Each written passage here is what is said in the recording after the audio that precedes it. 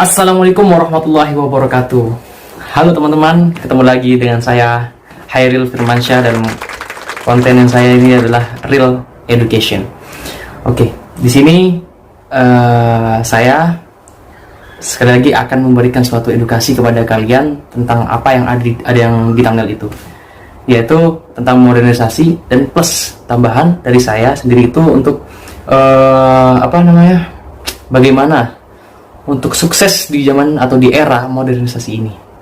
Tentunya sukses dan bahagia ya guys ya, bukan cuma sukses aja gitu. Oke, awal-awal di sini saya akan memperkenalkan diri saya. Nama saya adalah Ahmad Hairil Nur Firmansyah. Saya adalah seorang mahasiswa swasta di Surabaya, yaitu Universitas 17 Agustus 1945 Surabaya. Dan saya itu jurusan Ekonomi Pembangunan. Kalau kalian kepo dengan NBI saya adalah 12318.073. Oke. Seperti biasanya, saya akan memberikan tujuan saya kenapa saya buat video ini. Dan lagi-lagi sama persis sih guys ya, sama kayak yang video yang lalu, ada dua tujuan saya. Yang pertama adalah untuk menyelesaikan tugas yang diberi oleh dosen saya, yaitu Dr. S. Widiatmo Eko Putro MA. Beliau adalah dosen pengampu saya di dalam mata kuliah sosiologi pembangunan di kelas M, kelasnya saya. Dan tujuan kedua tentunya saya ingin memberikan edukasi kepada kalian tentang modernisasi menurut saya gitu ya. Dan juga plus nilai tambahan lagi untuk memberikan tips kepada kalian dan rumus kepada kalian bagaimana cara sukses dan bahagia pada era modernisasi di sini. Itu ada rumusnya. Nanti saya akan jelaskan setelah saya menjelaskan tentang modernisasi. Oke, langsung saja. Biar tidak lama-lama, saya akan menjelaskan tentang modernisasi. Modernisasi itu guys ya, dalam bahasa Latin itu berasal dari bahasa Latin yang bahasa Latinnya itu adalah modernus. Itu terdiri dari dua kata ya guys ya, yaitu modo dan ernus. Modo itu artinya adalah cara, ernus itu adalah periode waktu saat ini. Jadi kalau digabung itu ya, secara gampangnya ya, cara, periode, waktu saat ini. Itu secara bahasanya.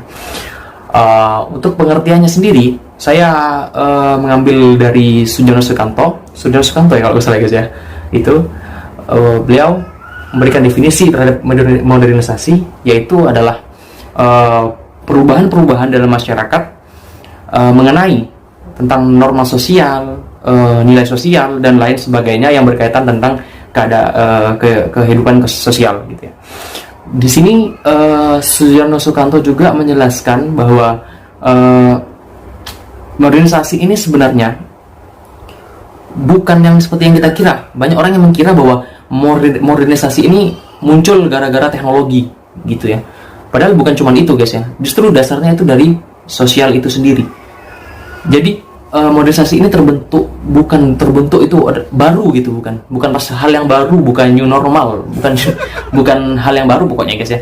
Itu tetapi modernisasi itu adalah suatu perkembangan dari tradisional menuju ke modern. Jadi itu ada step by step. Jadi secara gampang bisa dijelasin bahwa tradisional itu adalah kembangan dari tradisional. Tradisional modern adalah perkembangan dari tradisional, begitu guys ya, secara logikanya. Dan modern ini juga cukup luas ya, yaitu bukan cuma di bidang sosial saja, tapi di bidang ekonomi juga iya, di bidang budaya juga iya, di bidang politik pun juga iya, dan terakhir adalah di teknologi. Tapi menurut saya sendiri, induk dari modernisasi, modernisasi tersebut adalah di bidang sosialnya. Oke, di sini Sujono Sukanto juga menjelaskan bahwa kita itu nggak bisa secara mudah bilang orang itu modern atau negara itu modern, tidak segampang itu. Itu ada syarat-syaratnya ya guys ya. Di sini Sujono Sukanto juga menjelaskan tentang syarat-syarat untuk menjadi modern gitu. Yang pertama yaitu cara berpikir ilmiah atau scientific thinking. Dimana itu maksudnya di situ. Ini menurut pemikiran saya guys ya. Kalau kalian bisa baca sendiri karena nanti di buku-buku Shinro Sukanto itu. Menurut saya di scientific thinking ini pada zaman dahulu kita itu diselimuti dengan katanya ini, katanya itu, katanya siapa, katanya itu, kan gitu ya. Dan juga mitos-mitos yang beredar. Jadi untuk masalah fakta, kefaktaan itu buram zaman dahulu. Nah, sedangkan di modern itu harus jelas fakta. Jadi orang bicara itu harus fakta, harus dengan fakta, tidak boleh hanya katanya ini, tidak boleh pada zaman sekarang. Jadi seperti itu maksudnya scientific thinking itu seperti itu guys ya. Yang kedua yaitu adalah sistem administrasi negara. Sistem administrasi negara yang saya baca di Sujana Sukanto ini maksudnya itu pada modern ini itu harusnya itu terinci. Jadi sistem administrasi negara itu lebih terinci dan lebih meluas agar menciptakan birokrasi yang baik dan benar seperti itu. Yang ketiga yaitu sistem pengumpulan data yang baik dan terpusat pada suatu lembaga. Yang kita ketahui lembaga untuk pengumpulan data itu adalah BPS, Badan Pusat Statistik. Ya di Indonesia itu juga ada ya guys ya. Bukan juga ada, sudah ada emang gitu. Berarti Indonesia layak dikatakan negara modern begitu.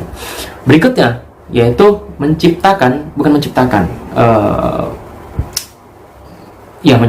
menciptakan ya, bahasanya menciptakan kondisi atau iklim yang menyenangkan atau favorable. Maksudnya di sini tuh bukan iklim hujan nih guys ya, bukan iklim panas atau bukan. Yang dimaksud di sini iklimnya itu ada 3, yaitu ada yang pertama iklim media massa, ada iklim kekeluargaan, ada iklim kemanusiaan. Untuk iklim yang tadi yang pertama yaitu iklim media massa, kita bisa bandingkan dengan masa lalu atau tradisional. Pada masa lalu itu media massa itu cuma ada 2 di Indonesia sendiri, yaitu ada koran dan radio. Dimana orang pada saat itu sudah percaya banget dengan apa yang dilontarkan oleh koran, apa yang dilontarkan oleh RR, itu percaya banget. Jadi dulu gak ada istilah hoax, padahal zaman dulu itu ada loh guys ya, hoax itu ada. Ya akhirnya membuat masyarakat sekarang jadi kayak bimbang gitu ya. Nah, contohnya saja kayak peristiwa G30 SPKI gitu guys ya.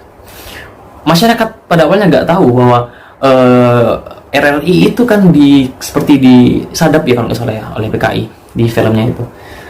Tapi untungnya ada presiden kita itu Soeharto yang menindaklanjuti itu, dan akhirnya selamatlah warga Indonesia dari fitnahan pelaku tersebut.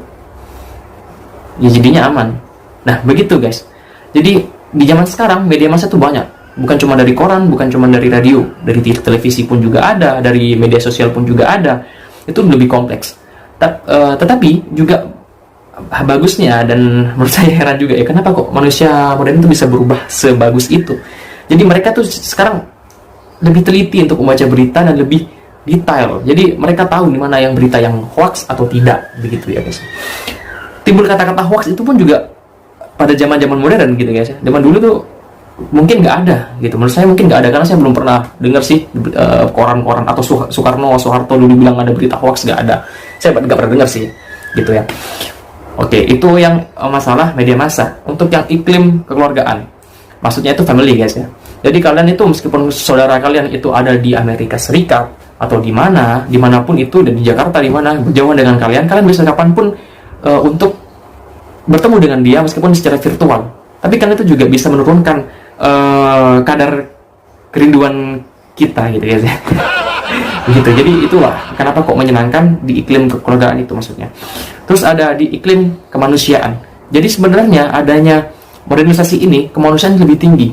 Kalian pasti pernah tahu kan kayak ada galangan dana di Instagram dan lain-lain itu. Ada kan galangan dana, kalian cuma tinggal pencet, kalian sudah bisa mengeluarkan dana kalian di situ. Seperti kayak sedekah itu ya, bukan seperti kayak sedekah, itu sudah sedekah ya. Dan juga kalau ada kasus di Indonesia yang belum ditindaklanjuti oleh pihak berwajib misalkan, kalian tinggal kayak menandatangani gitu, kayak mosi tidak percaya gitu ya guys ya. Kalian cuma tinggal klik akhirnya disetujui. Ya, itu tadi yang disebut favorable itu guys ya. Jadi ada 3, yaitu iklim yang di bidang media massa, ada di bidang kekeluargaan, ada di bidang kemanusiaan. Itu tadi gunanya, bukan gunanya sih, penjelasan tentang iklim yang menyenangkan itu. Jadi bukan iklim cuaca lagi ya guys ya. Jadi iklim itu yang dimaksud iklim.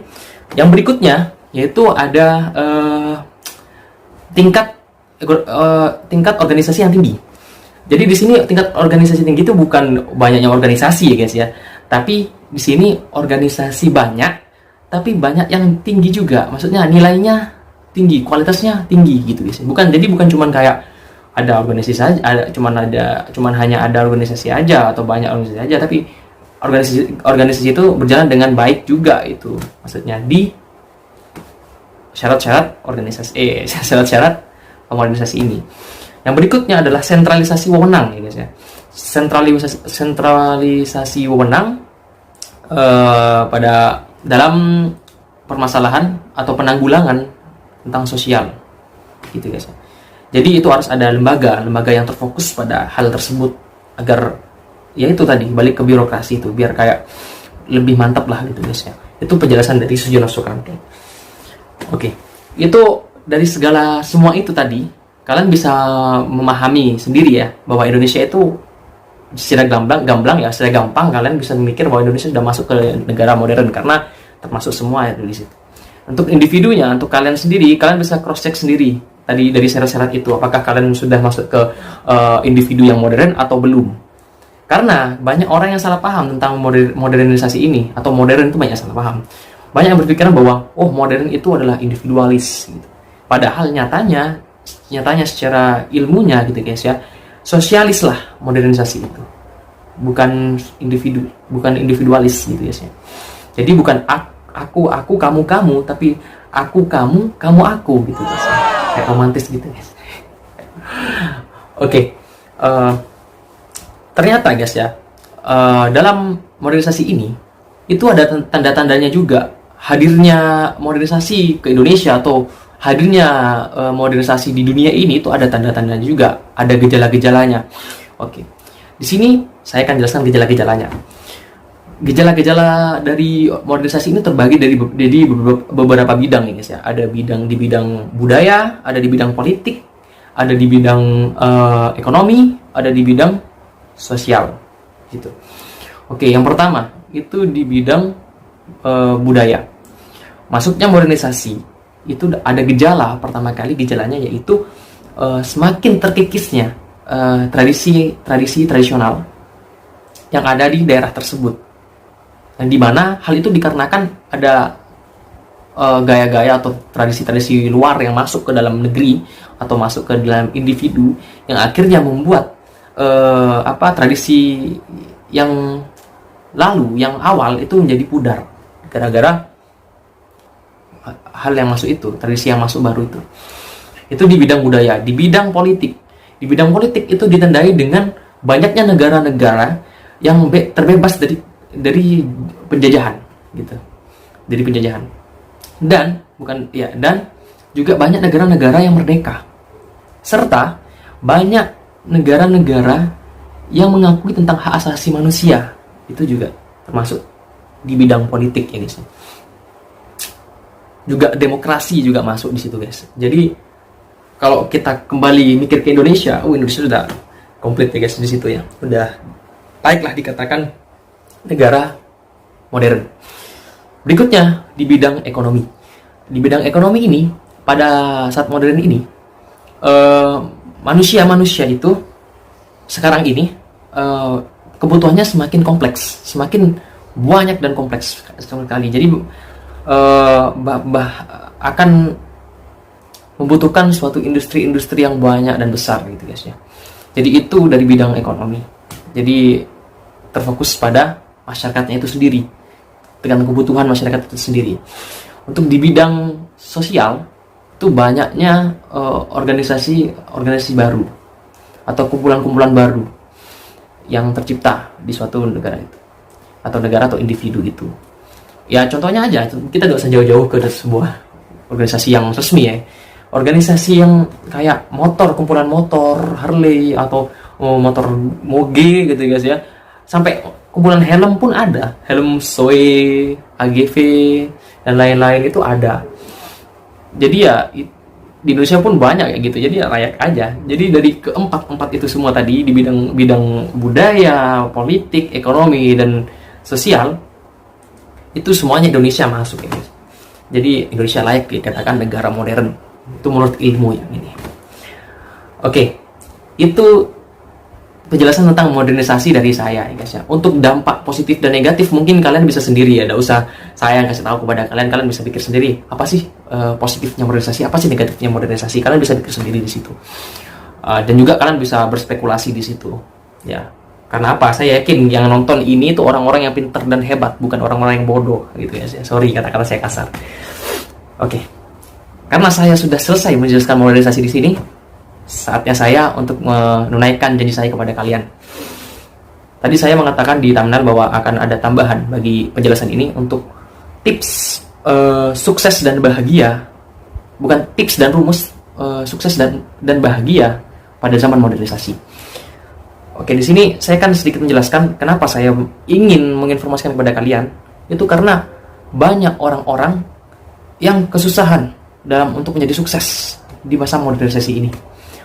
Mungkin menurut saya sendiri, banyak orang yang salah paham tentang berjuang, ya, bekerja keras. Banyak yang salah paham dari situ. Ada yang bilang kalau kamu bekerja keras, kalau kamu ingin sukses maka bekerja keraslah, gitu. Tapi yang lain ada yang bilang kayak misalkan saya sukses tapi nggak perlu kerja keras yang banget, itu tidak perlu. Jadi saya bisa sukses tanpa bekerja keras gitu. Ada yang bilang seperti itu. Bingung kan kalian? Nah, di situ mungkin kalian, wah, iya ya, mungkin Tuhan ya memang benar, Allah. Tuhan lah yang jadi acuan dasar itu Tuhan. Kita mohon kepada Tuhan untuk sukses, dan itu memang benar. Tapi kita harus berusaha. Oke. Di situ berusaha ya guys ya. Kita langsung saja masuk ya. Di sini saya akan menjelaskan tentang rumus sukses dan bahagia di masa modernisasi ini. Rumusnya adalah be kali do sama dengan have. Be ini adalah kelayakan, dikali do. Do ini adalah apa yang kamu kerjakan, usaha yang kamu kerjakan apa, di do, dan sama dengan have, apa yang kamu miliki. Jadi di sini kalian harus tahu dulu be-nya apa, be dari diri kalian itu apa, do apa yang kamu kerjakan, dan nanti have itu belakangan. Oke. Jadi gampang, saya akan jelaskan tentang be dulu ya. Jika be kalian itu, kelayakan kalian itu ada di angka 30% atau 40%, atau anggaplah 30%, terus dikali dengan apa yang kalian lakukan itu tidak sebanding, misalkan kalian lebih tinggi daripada be kalian atau 50%, maka di situ bukan menjadi peningkatan, tapi akan menjadi minus, akan menjadi ambruk kalian. Karena apa? Kemampuan kalian di 30%, kalian melakukan di 50%. Maka kalian akan ambruk, dan akhirnya akan jatuh kalian. Dan have-nya gak ada apa-apa gitu. Terus jika kalian stabil di situ, B dan do-nya kalian stabil, B-nya kalian 30% dan do kalian 30%, maka itu akan terus naik dengan pelan-pelan. Jadi akan surplus dan lain-lain itu. Have-nya pun juga ikut. Nah, sekarang pertanyaan pasti ada kalian tanya. Ada yang nanya pasti. Terus bagaimana untuk mengetahui B dulu gitu kan ya. Untuk mengetahui B saya itu seperti apa, bagaimana? Oke. Yang saya pelajari itu B pada dasarnya bisa dilihat itu dari kalian bersyukur. Jika kalian bersyukur, kalian tuh bisa tahu B kalian di mana. Itu intinya guys. Bersyukur. Soalnya apa? Untuk melihat diri kita sendiri, kita nggak bisa dilihat dengan secara penelitian, nggak bisa. Kita harus bisa, hanya diri kita sendiri yang bisa menilai itu sendiri. Jadi bersyukur. Ingat ya guys, bukan bersyukur, bukan berarti kalian kayak alhamdulillah, bukan. Tapi bersyukur dengan hal-hal yang kalian lihat dan kalian akan lakukan. Jadi di situ kalian tahu batas kelayakan kalian di mana, begitu. Nah, setelah itu barulah kalian atur do-nya. Kalian mau lakukan sampai berapa? Apa mentok atau stabil lah, samain atau di bawahnya. Saran saya jangan sampai atasnya. Kalau sampai atasnya kalian tuh bisa, kalian kerjakan bisa, tapi kalian tuh gak akan bahagia, dan akhirnya kalian menyentuh di titik stres. akhirnya kalian turun, jatuh semua. Banyak orang gila, mungkin orang-orang gila, orang-orang stres atau apa itu kayak gitu. Nah, terus bagaimana Bang cara naikin B-nya kalau kita tahu B-nya 30%, tapi kami ingin lakukan 5% di dunia. Bagaimana caranya? Caranya itu dengan cara kalian itu nggak bisa langsung ya kalian ya. Kalian tuh harus pelan-pelan. Perannya have ini di sini balik lagi kepada B-nya. Jadi nggak bisa kalian secara instan untuk menaikkan B-nya, nggak bisa. Ya kalau kalian mau main batin dengan diri kalian sendiri nggak apa-apa. Kalau misalnya kalian ada yang kalian 30% terus kalian melakukan 50%, kalian paksakan terus. Itu ya menurut saya itu bakal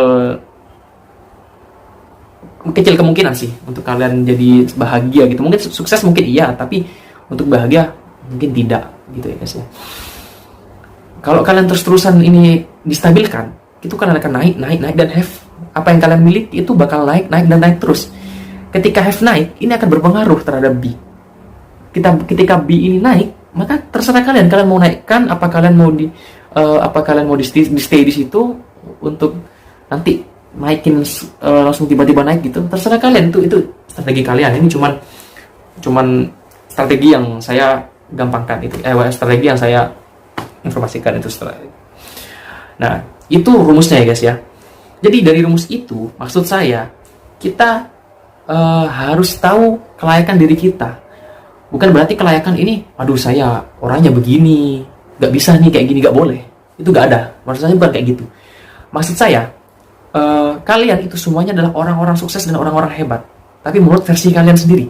Maksud versi kalian sendiri itu adalah kalian itu bisa loh kayak gitu dengan cara kalian.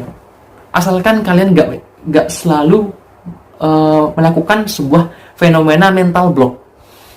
Maksudnya mental block itu kalian tuh merasa kalau misalkan nih kalian ikutin seseorang, kebanyakan nih di zaman modernisasi ini kebanyakan ikutin orang. Misalkan aku pengen seperti Jack Ma, dia gak terima di mana akhirnya dia jadi kaya raya, terus kalian ikutin deh gitu. Ya beda, Jack Ma sama kalian tuh beda, sama Anda itu beda. Jadi kalian tuh bisa sukses dengan caranya kalian. Itu banyak orang yang nggak sadar di situ. Jadi sini saya coba menyadarkan kalian bahwa diri kalian tuh hebat. Kalian tuh bisa sukses dan kaya raya sekaya raya Jack Ma atau Elon Musk gitu. Kalian bisa sekaya mereka. Kalian bisa lebih kaya dari mereka asalkan kalian ngerti dengan diri kalian sendiri dan menggunakan cara kalian sendiri untuk menjadi sukses dan bahagia tentunya ya.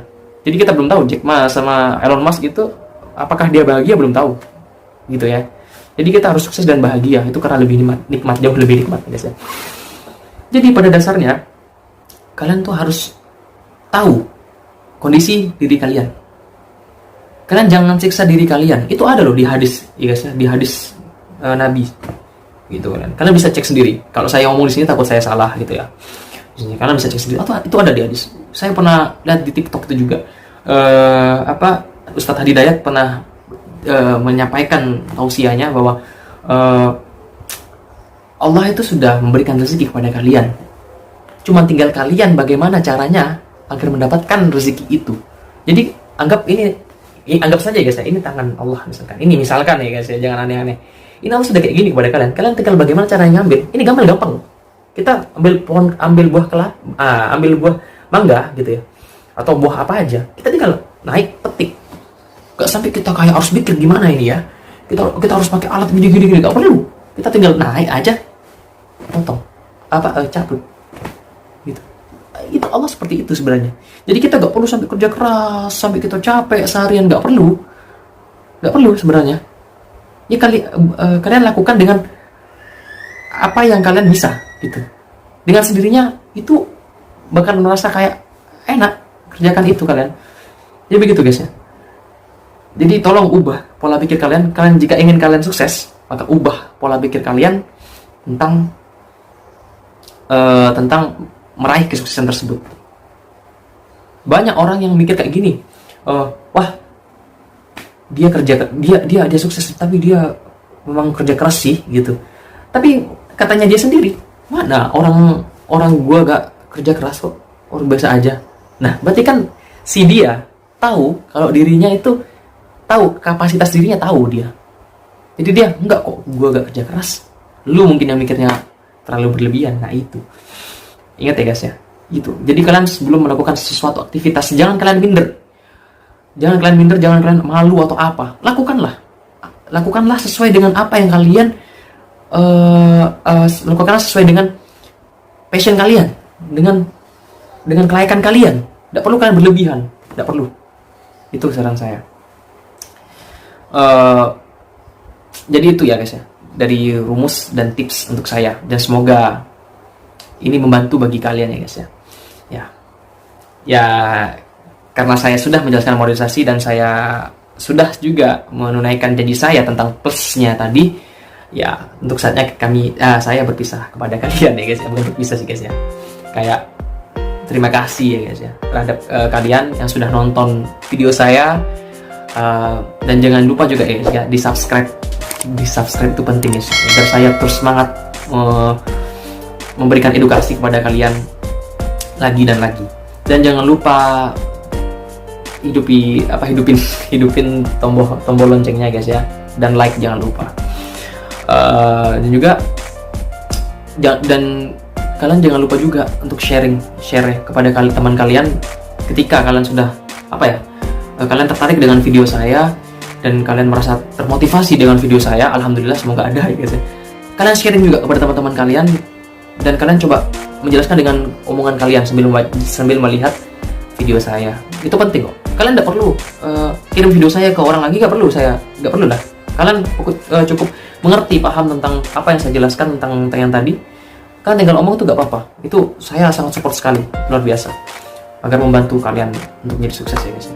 Ya, terima kasih ya guys ya atas partisipasinya. Assalamualaikum warahmatullahi wabarakatuh.